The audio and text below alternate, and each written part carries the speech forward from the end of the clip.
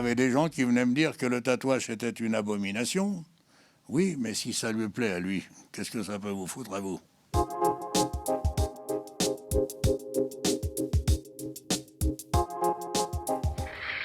en ce moment, vous êtes en train de reproduire un animal sur le bras. Est-ce qu'on vous demande souvent des animaux? Oui, les animaux sont assez fréquents. Mais vous pouvez tout faire. Ah, je tatoue tout.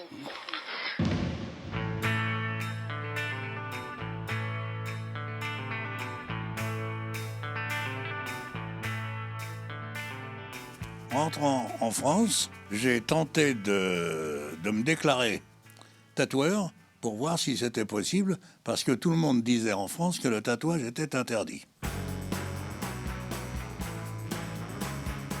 Si je m'étais déclaré apprenti bourreau, j'aurais eu le droit d'ouvrir une boutique.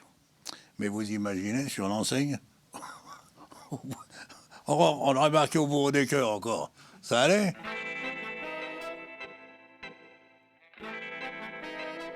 Je me suis déclaré dessinateur intradermique, et là, ça a marché comme une lettre à la poste. Aux lisières de la butte Montmartre, jadis paradis des artistes, il en est un, unique en France, qui a choisi l'épiderme pour toile. Chaque soir, il couvre ainsi de motifs et de symboles quelques bras ou quelques dos.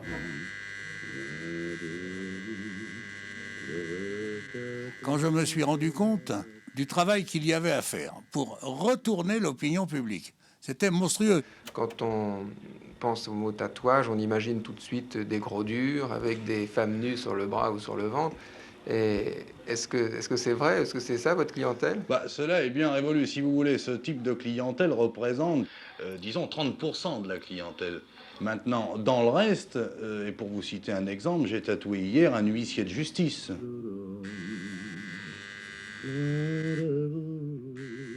Le tatouage d'aujourd'hui n'est plus du tout le même que celui que j'ai connu. À l'origine, voyez-vous, le tatouage était dans le fond quelque chose de religieux, une idole.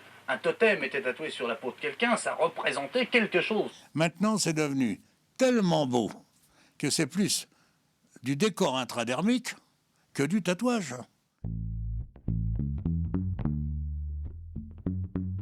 Ils m'ont nommé père du tatouage, vous voyez, que j'ai vu tous ces gosses, que j'ai formés pour la plupart.